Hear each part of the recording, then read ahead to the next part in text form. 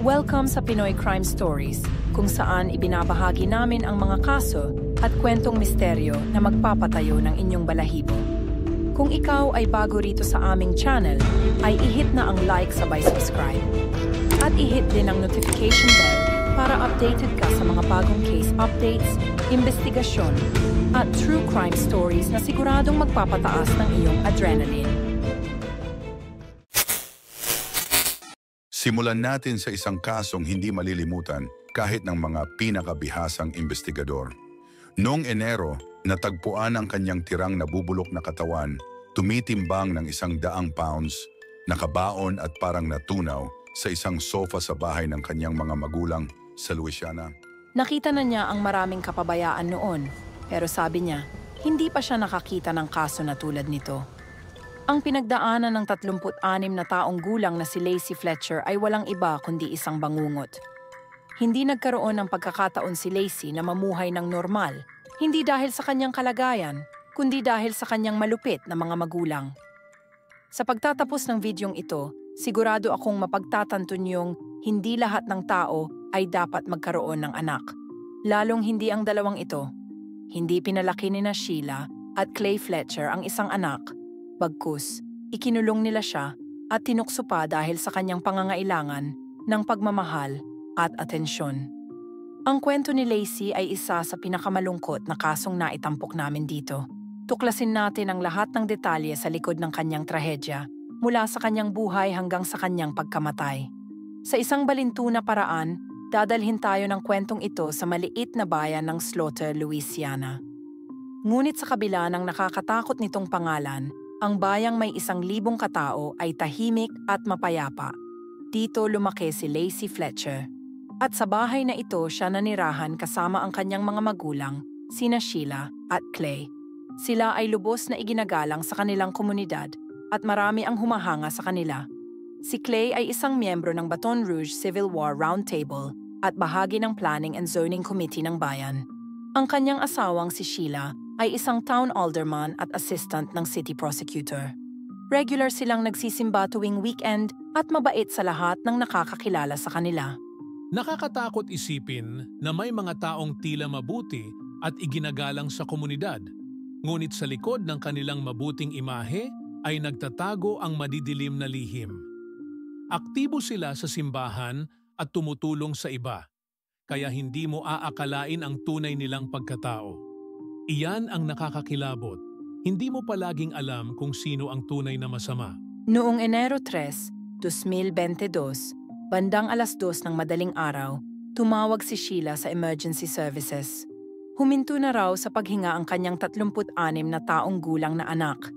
Hindi siya nagbigay ng maraming detalye, parang sinisisi pa niya ang anak sa pagkamatay nito. Ngunit nang dumating ang mga paramedic sa bahay ni Lacey, natuklasan nila ang isang eksenang hinding-hindi nila malilimutan. Agad silang tumawag sa mga awtoridad, sa mga istasyon ng balita at sa coroner ng bayan, si Dr. Ewell Bickham.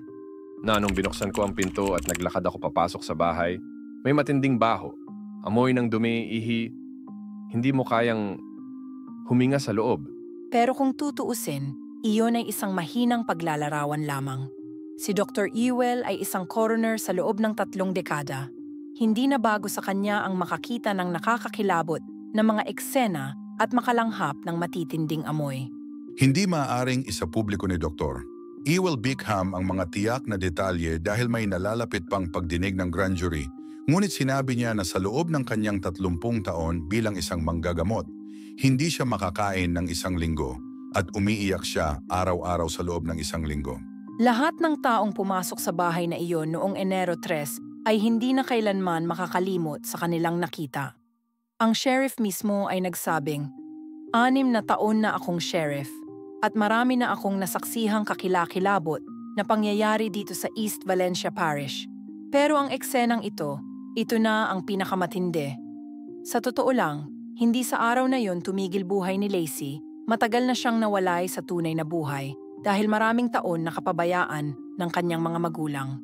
Nang matagpuan siya ng mga paramedic, halos naging bahagi na siya ng sofa sa sala. Matagal nang natunaw ang kanyang balat at dumikit sa upuan bago pa man siya pumanaw. Ayon kay doktor, Ang tanging paliwanag sa nangyari ay hindi siya gumalaw mula sa kanyang kinalalagyan sa loob ng humigit kumulang 12 taon. Ang ulat ng autopsy ay nagsasaad na ang sanhi ng kanyang kamatayan ay matinding medikal na kapabayaan na nagsimula pa noong 2010. Ang sofa ay puno ng dumi, ihi at basura. Mula bewang pababa, namumula at sugatan na ang kanyang balat. Patunay na mahigit 1 dekada na siyang natutulog sa isang tila ginawang palikuran. Ang iba pang detalye ng autopsy ay masyadong karumal-dumal upang ilarawan. Sa madaling sabi, habang ang kanilang anak ay unti-unting natutunaw sa isang maruming sofa sa gitna ng kanilang tahanan, patuloy na dumadalo sa simbahan sina Sheila at Clay, nagpupuri sa Diyos at nagpapanggap na mabubuting tao sa kanilang komunidad.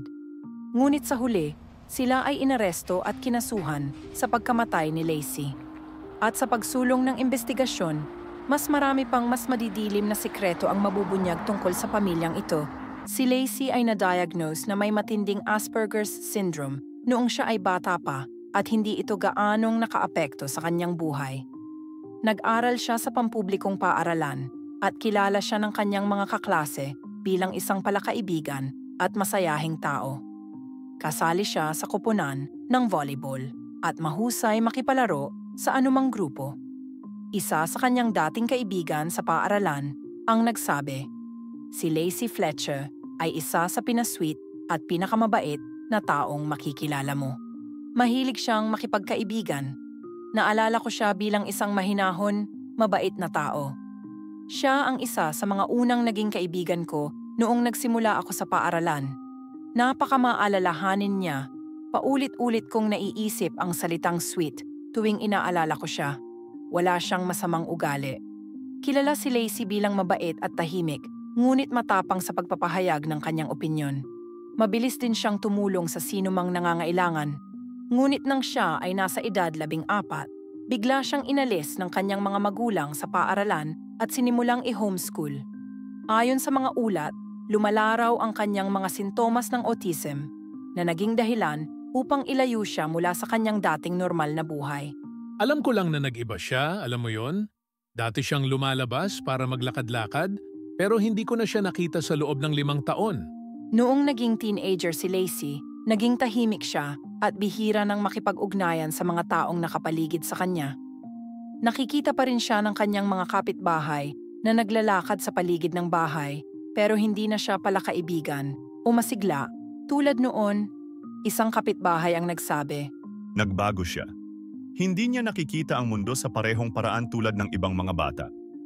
Huli ko siyang nakita mga 15 taon na ang nakalipas tulad ng tatay ko. Hindi ko masasabing naging malapit kaming magkaibigan. Kasi minsan, nakikipaglaro siya sa nakababata kong kapatid, pero iba talaga siya kumpara sa ibang kaedad niya. Matalino siya, sobrang talino. Kaso siguro ang pinakaangkop na paraan para ipaliwanag ay hindi siya nakaka-relate sa ibang bagay katulad namin. Ang Asperger's syndrome, isang anyo ng autism spectrum disorder, ay isang developmental disorder. Ang mga may Asperger's ay nahihirapang makihalubilo at ang paraan ng kanyang pag-iisip ay maaaring mahina at paulit-ulit. Sa madaling salita, maaaring maapektuhan ng Asperger's ang pakikipaghalubilo ng isang tao, kaya maaaring hindi siya marunong makipagsalamuha sa mga batang kaedaran niya. Sa kabila ng kanyang edad, mahilig pa rin siya sa mga bagay na karaniwang gusto ng mga bata, hindi ng mga teenager. Noong siya ay 17 o 18, mas mahilig pa rin siya sa mga Disney movies at country music. Minsan, iniimbitahan pa niya ang mga kapitbahay para manood ng Disney movies, kahit na mas madalas na siyang hindi lumalabas ng bahay. Pero ayon sa isa niyang kapitbahay, Hindi ko talaga hilig iyon. Noong 18 ako, mas mahilig akong magmaneho ng motorsiklo. ang nakakapangilabot, ang mga tao sa Slaughter, Louisiana ay nagsimulang makita si Lacey nang mas bihira hanggang sa parang naglaho ito na parang bula. Dahil siya ay nasa tamang edad na, inisip nilang baka umalis siya ng bayan at nagsimula ng panibagong buhay. Ang hindi nila alam, si Lacey ay unti-unti na palang natutunaw sa sofa na hinihigaan nito ilang talampakan lamang mula sa mga kabahayan nila. May 2 magkasalungat na ulat tungkol kay Lacey noong siya ay nasa 20 taon gulang. Ayon sa isang ulat, nagsimulang magdusa si Lacey mula sa locked-in syndrome.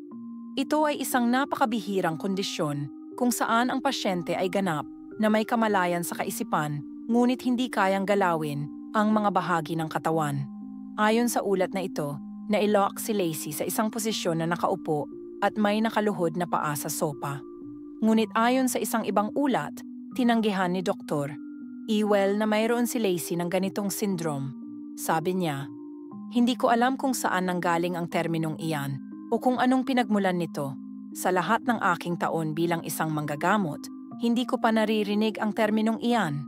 Ang tanging diagnosis na alam kong mayroon siya ay una, social anxiety, at pangalawa, malalang autism. At iyon lang. Iyon lang ang dalawang diagnosis niya." Siyempre, ang unang ulat ay ginawa upang matulungan ang kaso ng mga magulang niya kahit konti lamang. Kung siya nga ay natigil sa isang posisyon na may nakaluhod na mga paa, maaaring ito ang paliwanag kung bakit hindi siya gumagalaw mula sa sopa. Ngunit hindi nito ipapaliwanag kung bakit hindi siya dinala ng pamilya sa doktor at bakit siya pinabayaan nilang mabulok sa sopa. At noong Lunes, Enero 3, 2012, nang tumawag sila ng siyam na isa-isa, si Sheila at Clay ay kakabalik lang mula sa isang weekend trip.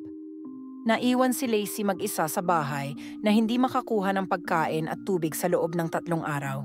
Isang kapitbahay ng pamilya noong araw na iyon ay nagsabi, May isang kapitbahay dito, hindi namin alam kung sino, na di umano'y nakita ang kalagayan Lacey sa sofa at pinagsabihan ang mga magulang ni Lacey na tatawagan nila ang mga pulis kung ipagpapatuloy nila ito. At iyon ang sinabi sa amin. Hindi ko alam kung gaano katotoo ang iyon. Kung hindi dahil sa kapitbahay na iyon, baka inilibing na lang ng mga magulang ni Lacey ang kanilang anak sa likod ng bahay. Magsimula tayo sa isang kaso na mahirap kalimutan kahit ng mga pinakakaranasang investigador. Ang kaso ni Lacey ay naging pangunahing balita sa Louisiana pagkatapos sa buong US at kalaunan sa buong mundo. Ang mga ganitong bagay ay hindi basta nangyayari at mabuti na lang at hindi. Noong Enero, ang natira na lang ay ang naagnas na 100 pounds na katawan na nakabaon at natutunaw sa sofa sa bahay ng kanyang mga magulang sa Louisiana. Sa katunayan, tumimbang lamang ng 76 na libra si Lacey nang siya ay ma-recover mula sa kanilang bahay. Kinumpirma ng ulat ng autopsy na siya ay dumanas ng matagalang malnutrisyon, matinding gutom, kawalan ng kakayahang gumalaw, matinding bed sores, osteitis, o impeksyon sa buto, at sa huli, sepsis. Hindi iyon ang unang pagkakataon na iniwan siya ng kanyang mga magulang na walang kakayahang alagaan ang sarili habang sila naman ay nagbabakasyon sa loob ng 1 linggo. Sa loob ng maraming taon, halos mamatay na siya sa gutom. At iyon pa lamang ay isa na sa hindi masukat na mga paghihirap na tiniis niya sa loob ng mga dekada. Nang inaresto sina Sheila at Clay, wala man lang silang ipinakitang pagsisisi. Si Sheila pa mismo ang nagsabing nilinis daw niya ang mga sugat ng kanyang anak. No? Paano niya masasabing nilinis niya ito? Gayong balot ng dumi ang katawan ni Lacey. May dumi pa sa kanyang tenga at bibig. Pumanaw siya dahil sa sepsis. At sa nakakagulat na pangyayari, pinalaya sina Sheila at Clay matapos lamang ang 36 na oras, matapos magpiyansa ng tig $300,000 bawat isa. Samantala, ang bahay ng mga Fletchers ay nanatiling malinis at maayos. Mayo 2, 2022. Humarap sa paglilitis sina Sheila at Clay. Ipinakita sa hurado ang mga larawan mula sa pinangyarihan ng krimen at mula sa opisina ng coroner. Napasinghap, napabuntong hininga at napaiyak ang mga hurado. Ang mga larawang ito ay hindi kailanman inilabas sa publiko. Sa pagtatapos ng paglilitis, hinatulan ng hurado sina Sheila at Clay ng 2 dakong pagpatay. Kahit na ang kanilang orihinal na kaso ay homicide lamang, patuloy pa rin ang kanilang abogado sa pagsisikap na mapababa ito pabalik sa homicide. Matapos nilang makapagpiyansa, sinabi ng kanilang abogado, ayaw nilang muling maranasan ang sakit ng pagkawala ng isang anak sa pamamagitan ng media. Marami na silang pinagdaanan sa loob ng maraming taon. Sinumang nawala ng anak ay alam ang pakiramdam nito. Ano? Paano ito naging tungkol sa kanila? Sinumang nawala ng anak? Sila mismo ang kumuha ng buhay ni Lacey. Hindi sila maaaring magpanggap na biktima dito. Bukod sa pagrereklamo tungkol sa paglilinis ng mga sugat ng kanilang anak, sinabi rin ng mga magulang ni Lacey na nasa matinong pag-iisip ang kanilang anak upang gawin ang sariling desisyon. Ayon sa kanila, si Lacey mismo ang pumili na hindi umalis sa sofa. Paanong nagawa nilang isisi sa sariling anak ang pagkabulok nito sa isang sofa?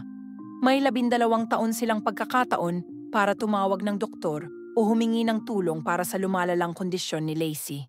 Wala sa tamang pag-iisip ang sino man na kayang tiisin ng ganoong tanawin at amoy. Sa katunayan, napakatagal na raw ni Lacey sa iisang pwesto na pati ang mga sahig sa ilalim ng sofa ay nagsimulang mabulok at mamatay, katulad niya. Nakausap namin ang coroner noong nakaraang taon at sinabi niya, Alam mo, sanay na akong humarap sa patay araw-araw pero hindi ko ito matanggal sa isip ko. Sobrang baho talaga ng amoy. Pagkapasok pa lang niya sa bahay, agad siyang lumabas at sumuka mismo sa harapan ng bakuran. At gayon pa man, namuhay ang mga Fletcher doon na parang wala lang. Akala nila, ito na lang talaga ang dapat nilang gawin dahil tumanggi raw ang kanilang anak na gumalaw. habang labas-pasok lang ang mga magulang ni Lacey sa bahay nila, namumuhay ng normal, pumapasok sa trabaho. Samantala, ang kanilang anak ay hindi bumangon mula sa sofa sa loob ng tinatayang maraming taon, ayon sa pagsusuri ng coroner. Ang kasong ito na puno ng karumaldumal na detalye, pero meron isa pang huling nakakagulat na revelasyon. Sa panahon ng tag-init noong 2023, ibinasura ang mga kaso laban kina Sheila at Clay Fletcher matapos matuklasan ng hukom na nagkamali ang mga taga-usig sa paggamit ng maling termino para sa kasong pagmamalupit sa mga may kapansanan. Kinasuhan sila ng pagpatay at pagmamalupit sa may kapansanan, ngunit sa aming pagkaunawa, hindi maaring parehong isampa ang dalawang kasong ito ng sabay. Nang suriin ng District Attorney, DA, ang mga dokumento, napansin nilang may mga petisyon ang depensa na nagresulta sa pagtanggal ng mga kasong ito. Bagamat naibasura ang bagong kaso dahil sa teknikalidad, nakausap namin ang District Attorney at sinabi niya na hindi pa tapos ang laban. Balak niyang muling sampahan ng kaso ang mag-asawa dahil ayon sa kanya, walang hustisyang mangyayari hanggat hindi sila nakukulong. Nakakainis isipin na hindi pa rin nakakulong ang dalawang ito at napakaraming kailangang gawin para lang mapanagot sila. Sa panahon ng tag-init ng 2023, mahigit 1 taon at kalahati matapos matagpuan si Lacey na nakahandusay sa sarili niyang dumi sa sofa, malaya pa rin ang kanyang malulupit na magulang. Galit na galit ang publiko sa nangyari. May posibilidad bang kung muling kasuhan ang mga magulang ni Lacey Fletcher, maging mas magaan ang parusa nila o mananatili itong kaso ng pagpatay? Nang makausap namin ang DA, malinaw ang kanyang intensyon. Itutuloy niya ang kasong pagpatay laban sa mag-asawa dahil sa sinapit ni Lacey. Isang napakalaking tanong, paano nga ba nagawang kalimutan ni Sheila at Clay ang pagiging makatao? Paano kaya nila natiis mamuhay sa ganung amoy sa tabi ng nabubulok nilang anak ni walang kahit katiting na pagsisisi habang hinayaan nila siyang magutom at sila'y nag-aaliw sa bakasyon? Posibleng may mga naranasan din sila noong kabataan nila na inakala nilang normal lang na ganun ang ginawa nila. Pero hindi iyon mahalaga rito at hindi yun ang rason para pabayaan mo na lang anak mo. Kapag nagkaroon ka ng anak, responsibilidad mong alagaan siya. Ang pagbibigay ng damit, pagkain at kalinisan ang mga pahunahing responsibilidad bilang magulang. Kung hindi mo kayang ibigay iyon, huwag ka na lang mag-anak. Pero may magandang balita. Noong katapusan ng Hunyo 2023, muling inaresto ang mag-asawa at sinampahan ulit ng kasong second-degree murder. Ayon kay District Attorney Sam Daquila, Sisiguraduhin naming makakamit ang hustisya para kay Lacey at ipapaalam sa publiko na ang mga tagapag-alaga na nagpapabaya o umaabuso sa kanilang pangangalaga ay mananagot sa batas. noong Marso 20, 2024, hinatulan na ng korte sina Sheila at Clay Fletcher ng 20 taong pagkakakulong. Sinuman ang nakikinig at sumusubaybay sa kasong ito ay nakikiramay kay Lacey at umaasang makikita ang kanyang mga magulang na makulong ng pamhabang buhay. Anuman ang naging desisyon ng korte, alalahanin natin si Lacey bilang isang inosenteng biktima na hindi kailanman nararapat sa sinapit niya. Walang sino man ang dapat dumanas ng ganoong pagpapabaya. Nakakasakit ng puso na may mga taong pinapabayaan at pinahihirapan gaya ni Lacey. Ang tanging magagawa natin ay magpalaganap ng kaalaman, alalahanin at bigyang pugay si Lacey, at gawing mas maingat at mapanuri ang ating lipunan. Kung may makita tayong mali, tumawag tayo ng makakatulong. Hindi natin alam kung ilang inosenteng bata ang maililigtas natin kung mas magiging maagap tayo. Maraming salamat sa pagsubaybay at pagtangkilik sa Pinoy Crime Stories. Nagagalak kami na ibahagi sa inyo ang mga crime stories sa buong mundo upang kapulutan ito ng aral at babala na hindi lahat ng tao ay mabuti. Ang iba ay nag-aantay lamang ng tamang pagkakataon upang umatake. Kung nagustuhan mo ang aming video, mag-subscribe na sa aming channel Pinoy Crime Stories. Huwag kalimutan i-hit ang notification bell at i-like ang video na ito. Maraming salamat mga kababayan at abangan ang aming mga susunod na mga videos. Hanggang sa muli, ako po si Marie, ang inyong lingkod at tagapaghatid ng mga misteryo dito sa Pinoy Crime Stories. Paalam.